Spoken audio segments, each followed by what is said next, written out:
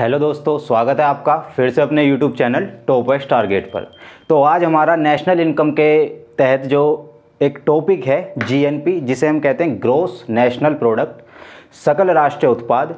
तो हमने पिछली क्लास में जीडीपी पढ़ा था, अब हम क्या है जीएनपी को पढ़ेंगे। तो ये जीएनपी क्या है, क्या होती है बेसिकली। तो देखिए जीएनपी क्या होती है कि कोई भी एक देश मान लीजिए आप, एक क्या है देश। देखिए देश में क्या रहते हैं, नागरिक रहते हैं, और वो नागरिक क्या है, क्या करते हैं, प्रोडक्शन करते हैं। भाई कोई भी एक देश है और उस देश में क्या रहेंगे, जो उस देश के नागरिक रहेंगे वो क्या करते हैं, प्रोडक्शन करते हैं। अब कंडीशन इसमें दो बनती हैं, एक तो वो प्रोडक्शन कर सकते हैं अपने खुद के देश में, और आप बहुत बार क्या है आप देखते होंगे कि हमारे जो विदेशी कंपनी है, चाहे वो माइक्रोसॉफ्ट हो, चाहे वो एप्पल हो, बहुत सी क्या है ऐसी कंपनी है, या गूगल हो, वो बेसिकली क्या है वहाँ पर कौन है, आपके भारतीय क्या है सीईओ हैं, और बहुत सारे लोग क्या है उसमें इन कंपनीज में क्या है अपनी सेवाएं दे रहे हैं। तो होता क्या है कि किसी भी देश का नागरिक क्या करेगा, प्रोडक्शन करेगा, और वो प्रोडक्शन या तो अपने देश में करेगा या क्या है विदेश में करेगा। तो जीएनपी का पैटर्न क्या होता है कि कोई भी जो देश है, भाई कोई भी जो क्या है आपका देश है, और इस देश के नागरिक, कोई भी हम देश ले लेते हैं, और इस देश का नागरिक जो क्या करता है, कुल उत्पादन करता है, जो क्या है टोटल प्रोडक्शन करता है, चाहे वो क्या है अपने देश में करे और चाहे क्या है वो विदेशी धरती पर करे। तो अपने देश का नागरिक जो टोटल प्रोडक्शन करता है उसी को हम कहते हैं ग्रॉस नेशनल प्रोडक्ट, यानी कि सकल राष्ट्रीय उत्पाद। यानी कि जीएनपी क्या हुआ कि किसी भी देश का कोई नागरिक है और वो जो प्रोडक्शन कर रहा है, चाहे वो अपनी धरती पर कर रहा है, अपने स्वयं के देश में कर रहा है, चाहे वो विदेशी धरती पर कर रहा है, इससे कोई फर्क नहीं पड़ता, लेकिन जो ओवरऑल प्रोडक्शन हो रहा है किसी एक देश के नागरिक द्वारा, वही कहलाती है आपकी जीएनपी, ग्रॉस नेशनल प्रोडक्ट। अब हम इसमें देखते हैं, तो आप क्या देखेंगे इसमें, तो जीएनपी का जो फॉर्मूला होता है बेसिकली वो होता है ये, GNP is equals to GDP, GNP at market price, GDP at market price plus X minus M. क्या होता है आपका, ये बेसिकली क्या है फॉर्मूला होता है। एक्स होता है आपका नागरिक द्वारा अर्जित आय, और ये होता है विदेशी द्वारा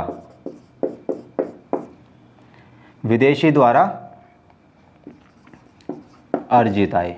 समझिए क्या होता है आपका। तो जीएनपी एट मार्केट प्राइस यानी कि gross national product at market price is equals to GDP at market price plus X minus M. अब होता क्या है कि ये जो एक्स है, हमारे जो भारतीय नागरिक, ऐसे भारतीय नागरिक जो विदेशों में प्रोडक्शन कर रहे हैं, मान लीजिए वो 100 अरब डॉलर का कर रहे हैं, कितने का कर रहे हैं, 100 अरब डॉलर का कर रहे हैं विदेशों में। यानी कि हमारे देश के नागरिक विदेशों में क्या है, जो टोटल प्रोडक्शन कर रहे हैं उसकी मॉनेटरी वैल्यू है 100 अरब डॉलर। फॉर एग्जाम्पल, ये आप क्या है इसे हकीकत नहीं मानिएगा। तो होता क्या है, यानी कि देश के नागरिक, क्योंकि क्या है मैंने जैसा बताया बहुत सारी क्या हैं जो आपकी कंपनीज हैं, उनमें क्या है हमारे देश के नागरिक क्या हैं मेन पोजीशंस को हैंडल करते हैं। आप नासा में भी देखते होंगे, यूरोप में भी आप देखते होंगे, दुबई में आप देखते होंगे। तो यहाँ पर आप देखेंगे तो वो लोग जो प्रोडक्शन कर रहे हैं, उस प्रोडक्शन का जो मॉनेटरी वैल्यू मैंने माना वो 100 अरब डॉलर माना, और मैंने माना क्या, विदेशों द्वारा अर्जित आय। विदेशों द्वारा अर्जित आय से क्या है, मैंने बताया था जीडीपी में क्या होता है कि हम एक देश की भौगोलिक सीमा के भीतर जितना उत्पादन हो रहा है, चाहे वो हमारे देश का नागरिक कर रहा हो, चाहे वो विदेशी कर रहा हो। तो विदेशी क्या है हमारे देश में, मैं यहाँ एग्जांपल भारत का ले रहा हूँ, तो मैं मानता हूँ कि भारत के नागरिक विदेशों में क्या है जो प्रोडक्शन कर रहे हैं उसका मॉनेटरी वैल्यू है 100 अरब डॉलर। लेकिन जो विदेशी हैं, चाहे वो फ्रांस का हो, चाहे वो दुबई का हो, चाहे वो अमेरिका का हो, चाहे वो चाइना का हो, जो विदेशी हैं वो विदेशी भारत की धरती पे जो प्रोडक्शन कर रहे हैं उसका मॉनेटरी वैल्यू मैंने मान लिया 30 अरब डॉलर है। कितना है, 30 अरब डॉलर है। तो आप देखेंगे जब x माइनस एम की वैल्यू निकलेगी तो कितनी हो जाएगी, 7 अरब डॉलर। तो यहाँ हम कहेंगे कि जो भारत है, भारत की क्या है, जो राष्ट्रीय सकल उत्पाद है जीएनपी है, वो हमेशा क्या निकलेगी, ज़्यादा निकलेगी जीडीपी की तुलना में। यहाँ प्लस है ना, तो ये 70 अरब डॉलर क्या है और जुड़ जाएगा। और अगर क्या होता है कि हम प्रोडक्शन कर रहे होते, मान लेते 30 अरब डॉलर का, जो प्रोडक्शन हम कर रहे हैं उसकी मॉनेटरी वैल्यू क्या है, 30 अरब डॉलर है, हम ये कर रहे होते 100 अरब डॉलर का, तो यहाँ क्या हो जाता, 70 का क्या हो जाता है, 70 अरब डॉलर का क्या हो जाता है, एक डिफरेंस हो जाता, और जीडीपी हमारी क्या हो जाती, तुरंत कम हो जाती। तो होता क्या है, यही संदर्भ पूरा क्या है भारत को लेकर। आपने सुना होगा एक शब्द रेमिटेंस। तो रेमिटेंस क्या होता है कि जो भारत के नागरिक जो विदेशों में क्या है इनकम कमा रहे हैं, जब उसे वो क्या है भारत में भेजते हैं, तो वो भारत के किसी बैंक में नहीं बल्कि आरबीआई में आती है, और वो वो डॉलर की श्रेणी में आती है, यानी कि हार्ड करेंसी के तौर पर आती है। तो रेमिटेंस क्या है, एक हिस्सा भी है विदेशी मुद्रा भंडार का आपका, आपने क्या है ये सुना भी होगा। तो बेसिकली क्या है, तो जीएनपी क्या होती है कि किसी भी देश का नागरिक, चाहे वो अपने देश में प्रोडक्शन कर रहा है चाहे वो विदेश में कर रहा है, तो ओवरऑल जब हम उसके द्वारा प्रोडक्शन हो रहा है उसकी मॉनेटरी वैल्यू जोड़ देते हैं तो आपकी क्या है जीएनपी निकल जाता है। और अगर आपके देश में जो रेमिटेंस है वो पॉजिटिव है, पॉजिटिव का मतलब कैसे, आपके देश के नागरिक क्या है ज़्यादा प्रोडक्शन कर रहे हैं विदेशों में जाकर,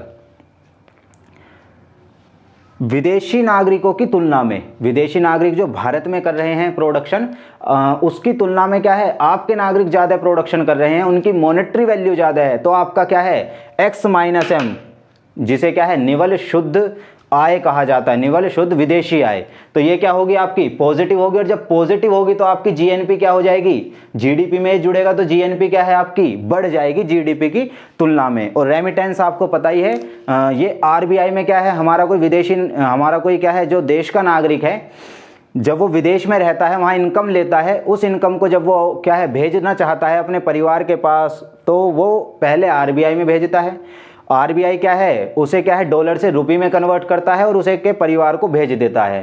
तो एक रेमिटेंस जो है वो विदेशी मुद्रा भंडार का भी क्या है एक बहुत बड़ा हिस्सा है जो आरबीआई क्या है रखता है। तो ये हमारा क्या है जीएनपी से संबंधित है। अब इसमें आपको एक बात भी देखने को मिली होगी कि मार्केट प्राइस क्या है भाई, ये भी मैं एक कॉन्सेप्ट क्या है आपका 2 मिनट में सोल्व कर देता हूँ। देखिए यहाँ पर 2 शब्द आते हैं, एक शब्द आता है जीडीपी एट फैक्टर कॉस्ट और एक शब्द आता है जीडीपी एट मार्केट प्राइस। ठीक है, यहां पर क्या है GDP at market price and GDP at factor cost. आपको पता है फैक्टर क्या होता है, आपको प्रोडक्शन के फैक्टर पता है, प्रोडक्शन के फैक्टर क्या क्या होते हैं, तो सबसे पहला होता है पूंजी, दूसरा होता है भूमि, तीसरा होता है श्रम, और आपका चौथा क्या होता है उद्यमी, क्या होता है एंटरप्रेन्योर होता है। पूंजी के बदले ब्याज, भूमि के बदले किराया, श्रम को क्या मिलता है वेज मिलता है, और उद्यमी क्या कमाता है इन सबको जोड़कर लाभ कमाता है।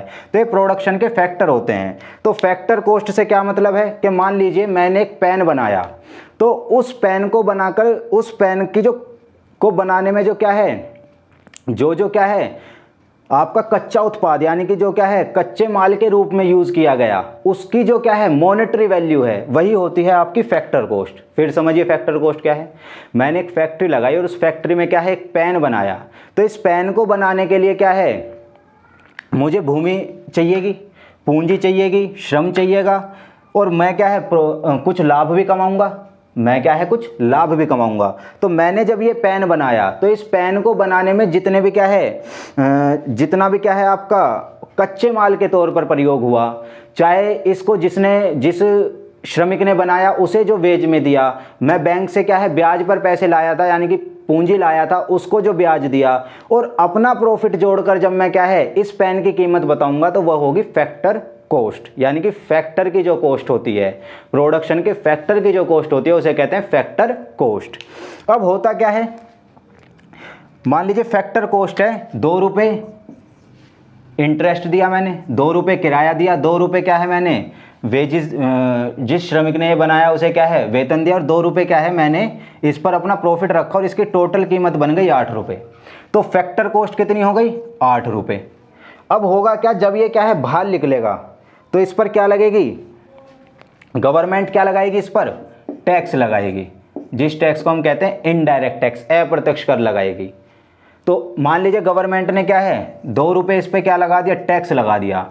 और मैं मानता हूँ कि आपकी जो गवर्नमेंट है वो सोचती है कि भाई ये पेन तो जो है ना पढ़ने के लिए यूज़ होता है, इसे विद्यार्थी यूज़ करते हैं, तो इस पर हमें क्या है कुछ सब्सिडी देनी होगी, इस पर हमें कुछ सब्सिडी देनी चाहिए। और मैं समझता हूँ उनने क्या है 2 रुपये की क्या दे दी, सब्सिडी दे दी।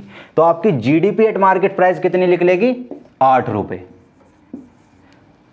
क्लियर हुआ होगा। तो GDP at market price is equals to GDP at factor cost. Market price यानी कि बाजारी कीमत पर जो क्या है जीडीपी है, बाजारी कीमत पर, यानी कि ये पेन जब मैंने बनाया जो फैक्टर कॉस्ट लगी वो 8 रुपये, 2 रुपये इस पर टैक्स लगा, मान लीजिए सब्सिडी सरकार नहीं दे रही है, तो टोटल वैल्यू कितनी होगी इसकी 10। ये मार्केट में उतरा तो कितने का उतरा, 10 रुपये का, that is the GDP at market price. लेकिन हुआ क्या कि सरकार ने कहा कि भाई पढ़ने के लिए यूज़ होता है, हम इस पर 2 रुपये या 1 रुपये की सब्सिडी देते हैं, तो इसकी कीमत क्या हो गई अब 9 रुपये हो गई। बाजार में जब ये आके बैठा तो कितनी हो गई, 9 रुपये हो गई। तो वो क्या है जीडीपी एट मार्केट प्राइस है। तो GDP at market price is equal to GDP at factor cost plus indirect tax minus subsidy. ये आपका जीडीपी का क्या होता है फॉर्मूला होता है। और जीएनपी का मैंने आपको बता ही रखा है, GNP at market price is equal to GDP at market price plus X minus M, या एक्स माइनस एम को बेसिकली क्या है हम कह सकते हैं कि विदेशों से प्राप्त शुद्ध निवल आय, विदेशों से प्राप्त शुद्ध निवल आय एक्स माइनस एम के स्थान पर, उसके प्लेस पर हम उसे क्या है रख सकते हैं। तो ये क्या है जीडीपी और जीएनपी का क्या है एक बेसिक सा कंसेप्ट है जो मैंने आपको क्या है समझाने की पूरी कोशिश की है। अगर आपको ये क्या है कंसेप्ट समझ में आया हो, कंटेंट अच्छा लगा हो, तो आप चैनल को सब्सक्राइब कीजिए, शेयर कीजिए अपने दोस्तों में और वीडियो को लाइक कीजिए। धन्यवाद।